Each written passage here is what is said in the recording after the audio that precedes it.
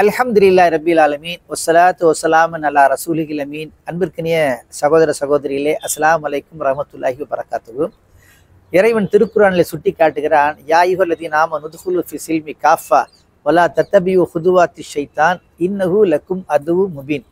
ஈமான் கொண்டவர்களே, நீங்கள் இஸ்லாத்திலே முழுமையாக நுழைந்து விடுங்கள், ஷைத்தானுடைய அடிச்சுவடுகளை பின்பற்றாதீர்கள், நிச்சயமாக ஷைத்தான் பகிரங்கமான உங்களுடைய விரோதி என்பதாக திருக்குர்ஆன் சுட்டி காட்டுகிறது. இதில் நீங்கள் பார்த்தீங்கன்னா, அன்பான சகோதர சகோதரிகளே, இஸ்லாத்தை முழுமையாக பின்பற்ற வேண்டும் என்ற அறிவுரை முதலில் வருகிறது.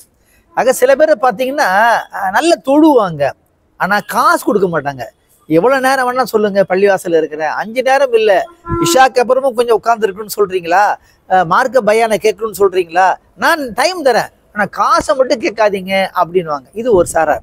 இன்னும் சில பேர் நீங்க போய் பார்த்தீங்கன்னா, இந்த பாருங்க, நீங்க பள்ளிக்கு வாங்க, தொலை வாங்க அப்படிலாம் சொல்லாதீங்க, எங்களுக்கு அதுக்கெல்லாம் நேரம் கிடையாது, இந்த வாரத்துக்கு ஒரு முறை ஜும்மாவுக்கு வர்றதே பெரிய விஷயம், ஏதாவது வேணும்னா சொல்லுங்க, விஷயத்த சொல்லுங்க, நான் செஞ்சு கொடுத்துறேன், முடிச்சு கொடுத்துட்றேன்.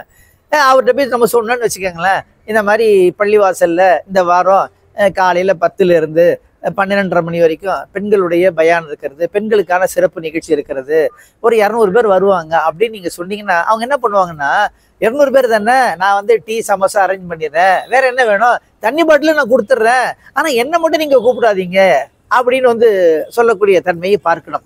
அதாவது பொது விஷயத்துக்கு செய்வாங்களே தவிர, செலவு பண்ணுவாங்களே தவிர, பள்ளிக்கு தாங்கள் வரமாட்டார்கள், தொழுகைக்கு வரமாட்டார்கள். ஆக அன்புக்குரியவர்களே, இது போன்ற நிலை இருக்கக்கூடாது. ஏன்னா தொழுகையும் அல்லாஹ் கடமைன்னு சொல்றான், அதே நேரத்துல ஜக்காத் கொடுப்பதும் கடமைன்றான். அகீமுஸ்ஸலாத் வாத்து ஜக்காத், யுகீமுஸ்ஸலாத் யூத்து ஜக்காத். ஆக செலவழித்தலும் தொழுகையும் இணைந்தே அல்லாஹ் தஆலா சொல்லுகின்றான். அப்ப நான் ஒன்றை மட்டும் தான் செய்வேன், இன்னொன்று செய்ய மாட்டேன் அப்படின்னு சொல்லக்கூடாது அல்லவா? இப்படிதான். அதாவது சில பேர் பார்த்தீங்கன்னா, தங்களுக்கு எதெல்லாம் சௌகரியமா இருக்கிறதோ, சிரமம் இல்லாமல் இருக்கிறதோ, அந்த காரியத்திலே மார்க் அடிப்படையிலே முழுமையாக செய்வார்கள். ஆனா மற்ற காரியங்கள் நீங்க பார்த்தீங்கன்னா, அவங்களுக்கும் மார்க்கத்துக்கும் சம்பந்தமே இல்லாதவர்கள் எப்படி நடந்து கொள்வார்களோ அதே போல் நடந்து கொள்வார்கள். அது திருமணமாக இருக்கட்டும், வியாபாரமாக இருக்கட்டும், வீட்டு வாழ்க்கையாக இருக்கட்டும், பொது வாழ்க்கை, குடும்ப வாழ்க்கை, எல்லாமே நீங்க பார்க்கலாம்.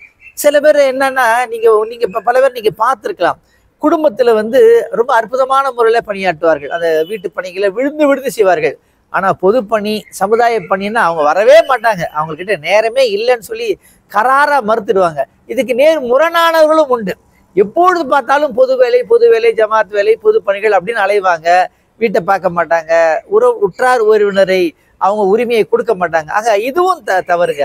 அதாவது வீட்டு பணியாக இருக்கட்டும், பொது பணியாக இருக்கட்டும், ரெண்டுக்குமே முக்கியத்துவம் கொடுக்கணும்.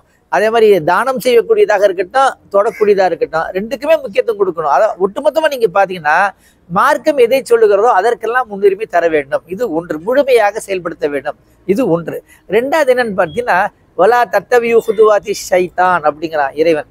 அதாவது ஷைத்தானுடைய அடிச்சோடை நீங்கள் பின்பற்றாதீர்கள். அதுல என்னன்னு கேட்டீங்கன்னா, நீங்க இஸ்லாத்தை முழுமையாக கடைபிடிக்கணும் ஒன்று, அதே நேரத்தில் தவறானவற்றை செய்யக்கூடாது, ஷைத்தானிய காரியங்களை செய்யக்கூடாது, மார்க்கத்துக்கு முரணாக நீங்கள் போய்விடக்கூடாது. ஏன்னா நம்ம நல்ல காரியங்கள் செய்வது என்பது எவ்வளவு முக்கியமோ அதே அளவிற்கு தீமையின் பக்கம் போகாமல் இருக்க வேண்டும். அல்லாஹ்வுக்கு இபாதத் செய்வது எவ்வளவு முக்கியமோ அதே போன்று ஷைத்தானுக்கு எதிரியாக இருக்க வேண்டும், இல்லையா? சில பேரை பார்த்தீங்கன்னா, பள்ளிவாசல் போனா அல்லாஹ்வுக்கு நண்பனா மாறிடுவாங்க, பள்ளியை விட்டு வெளியே வந்த எல்லா ஷைத்தானிய செயலும் அவர்கள் செய்வார்கள். இது எப்படி நம்ம சரின்னு சொல்ல முடியும்? ஆக அன்புக்குரியவர்களே, ஷைத்தானுடைய அடிச்சோடை நான் என்ன செய்யக்கூடாது, பின்பற்றக்கூடாது. ஏன்னா அவன் உங்களுடைய பகிரங்கமான விரோதி என்பதாக அழுத்தமாக சொல்கிறான். அதாவது ஒரு வசனத்தை நீங்க பாத்தீங்கன்னா, இஸ்லாத்தை முழுமையாக ஈடுபடுங்கன்றான், அந்த வசனத்தினுடைய ஒரு பகுதி.